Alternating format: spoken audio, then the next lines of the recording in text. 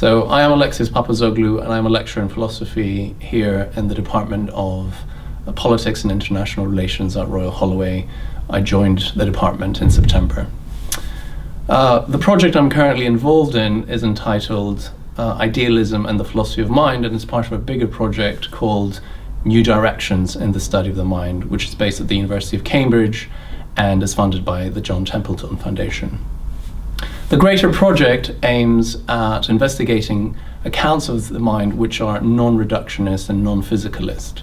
Now, physicalism is a philosophical position which assumes that the fundamental level of reality is essentially physical. So reality is ultimately given an account by the science of physics.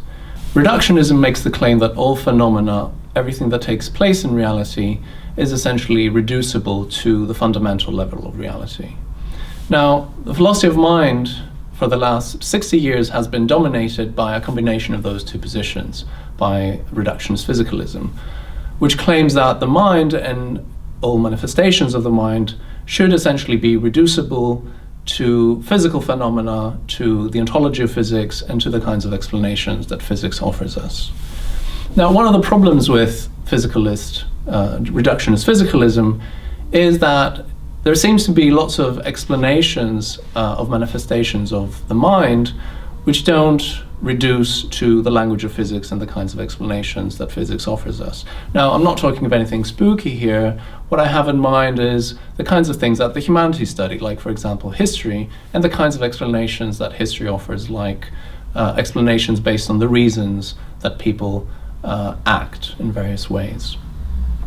Now, our project is inspired by the Neo-Kantian German tradition as well as the British idealist tradition, both of which sought to defend the autonomy of the humanities from the natural sciences. Instead of starting with the assumption of physicalism, these two traditions aim to investigate and make explicit the presuppositions involved in different forms of inquiry. For example, we might think that physics has a presupposition that reality is regulated by natural laws, whereas history might not make that kind of assumption.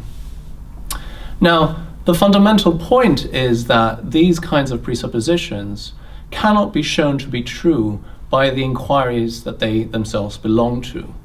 Now, making explicit that even physics depends on such presuppositions makes the temptation to make physics the ultimate science to which everything else should be reducible slightly less tempting.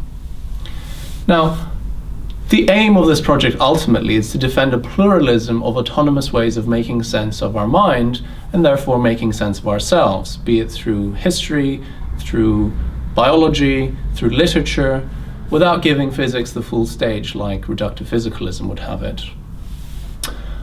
You can visit our websites, both of the bigger project, the study New Directions in the Study of the Mind, as well as our project Idealism and the Philosophy of Mind. There's more information. There will be podcasts and conferences and workshops coming up in the next few months to look forward to.